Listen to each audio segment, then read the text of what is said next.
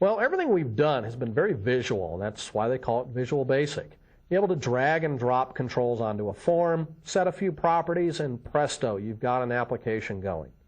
Well, now we're going to talk about the menu system in Visual Basic, how you can add menus to your forms. Unfortunately, this is probably the least visual piece of Visual Basic. The menu system has not changed since version 1.0. Well, let's go in and learn how to create menus on your Visual Basic application.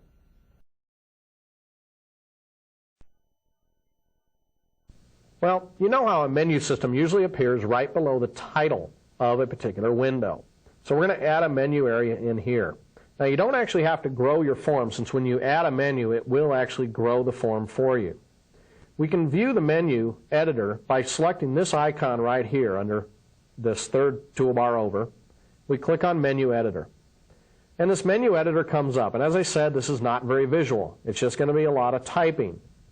So what we're going to do is we're going to fill in the caption for the menu. Now again, what you want to kind of do is look, if we look up to Visual Basic's menu area, File, Edit, View, Project. Okay, the File and Edit, those are pretty consistent. You do see these same menus over and over again among applications. You want to stick with what's consistent with your applications. You need to look at different applications in Windows and find out what's consistent. Well, for us, we're going to use a File menu, and notice the F is underscored here, so we want to do that. You use the same technique we did before. You put an ampersand before the letter that you want to have highlighted with the underscore. So we fill in the caption. We're then going to name this menu.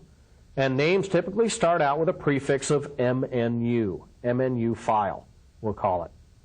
Now there's other properties here like an index if you're going to use a control array. You can assign shortcut keys, which we'll talk about a little later. Help context IDs for a help system.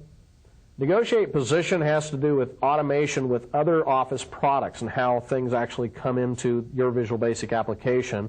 That's what we'll talk about in advanced tape. You can have menu items that have a checkbox next to them, are enabled or disabled, are visible or not visible, and then we'll talk about the window list a little later when we talk about MDI applications. So we've added our first file menu. Now, underneath a file menu, you'll typically find several areas. For example, you might have an open. So we'll add open. Now, typically, if you want something underneath another menu, you'd typically name it New File Open. Then we can click on Next. And we can say maybe New. New is a typical one, right? So you got to think of all the different things you'd typically put under a menu. Now, also, I'd think about it. You know, I really goofed up here because open usually comes after new, doesn't it? Well, one of the things you can do is you can click on these menu items, and you can actually use this down arrow key to move the menu item, or move it up, or down, or up, or down. Okay. Now, we've got file, new, open. We also typically have a next, don't we? Or exit, excuse me. We have an exit. Now, an exit, the ampersand is actually, or the underscore is underneath the X. So we'll call this menu file exit. Well, there we go. We've got, kind of the beginnings of a menu system going here. Let's go ahead and click OK and see what happens to our form.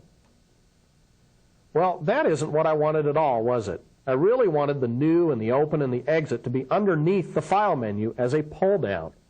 Well, to do that, let's go back into the menu editor. And now I'll show you what you got to do.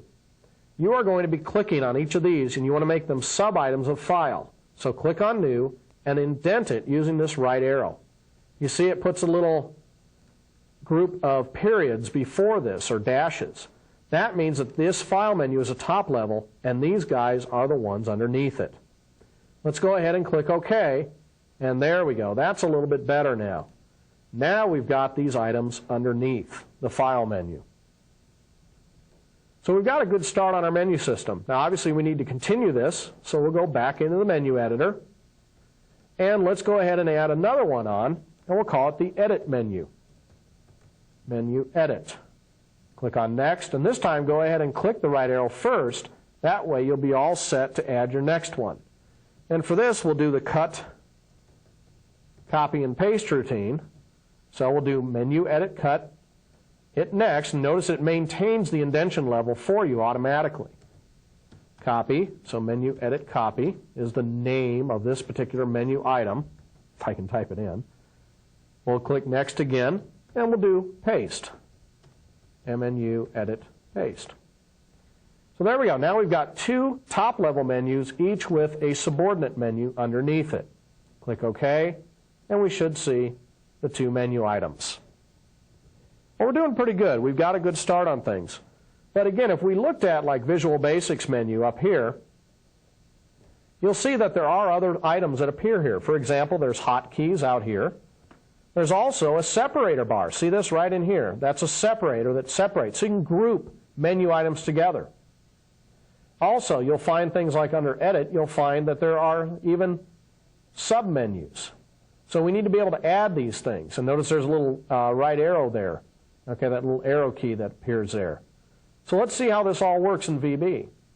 Go back into the menu editor, and let's add a submenu underneath File New, for example.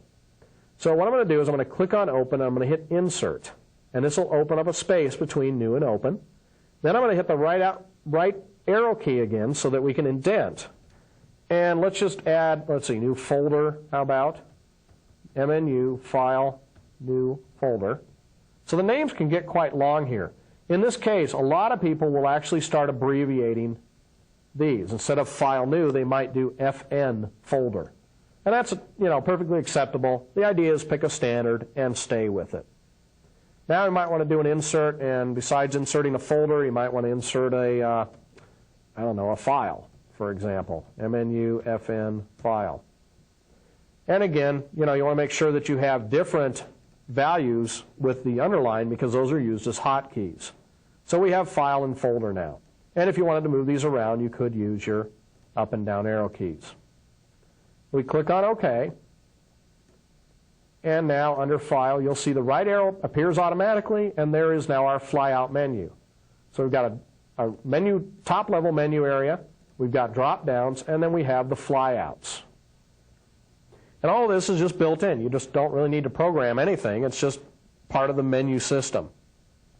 Now, other things is maybe we want to put New Open and then put a separator bar and right before the exit here. So let's go ahead and go back into the menu editor and do that. Again, I need to insert, so I click on Exit, and I hit the Insert button. And now I'm going to go ahead and add the caption. Now, the caption in this case is simply a dash. Just hit the dash, the hyphen, whatever you call it. Now, you still need to name this thing, though. So we'll call it File Sep for separator. Click OK. Go back to the File menu, and voila, we now have a separator. Well, that's pretty easy. Also, what about hotkeys? Maybe we want to put a hotkey on Open so that you can hit Control-O, for example, and that Open menu will then go.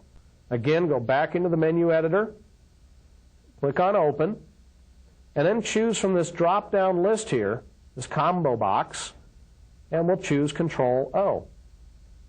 And you can see it puts a Control-O out here, so we know that there's a hotkey assigned. We click on OK. And now there should be a Control-O already attached to that. So again, pretty simple. And what you'd want to do is just keep building up this menu until you get your full menu the way you want it. And you just do it by going back into the menu editor and just keep drawing or adding. Actually, you're not really drawing here. You're just adding words over and over again.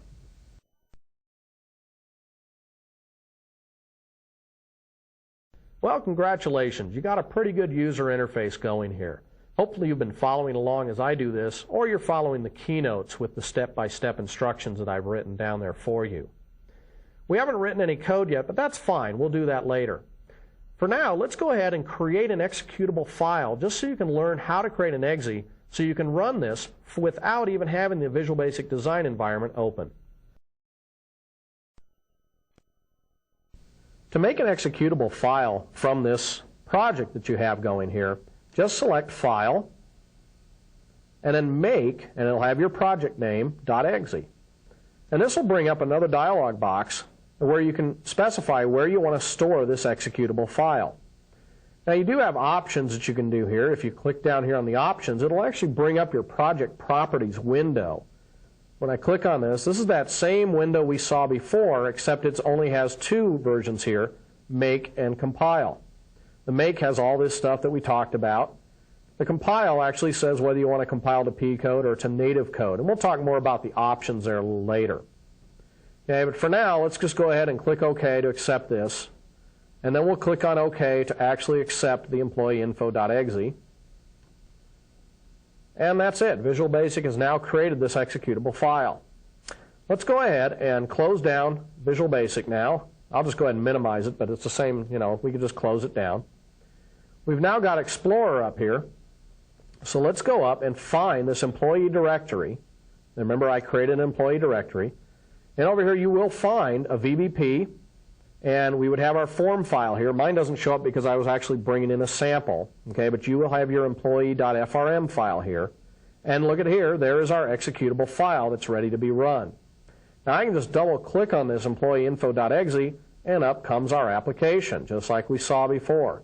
We've got the selections from the list box, we've got our combo box, we've got the option buttons and the check boxes, from which you can choose one or many. Remember, that's a mutually exclusive, or this one's not mutually exclusive. You can select one or many of these. And we've also got our menu system up here. Now, all this works now without even having Visual Basic running. If I close this down, we go back over to the exe. The last thing I wanted to show you here is if you select right mouse click on this exe and you choose properties, one of the properties you'll see, it'll tell you version information. And you can see the file version is 1.00. Remember, that's what the version was. If we went back into the project, however, it would be 1.01 now. Also, you can see all the item information down here, the company name, the internal name, that's the program name, what language, the original file name, the product name, and the product version. So all this is information that you can affect just by setting those project properties. We'll close this, and then we're back to Explorer. In this section, we talked about the Visual Basic design environment. You saw the different windows you interact with. We also built a form, started adding label and text box controls, option buttons, check boxes, and all the different standard controls that make up your Visual Basic application. Finally, we created an exe file that you can just run then without the Visual Basic design environment.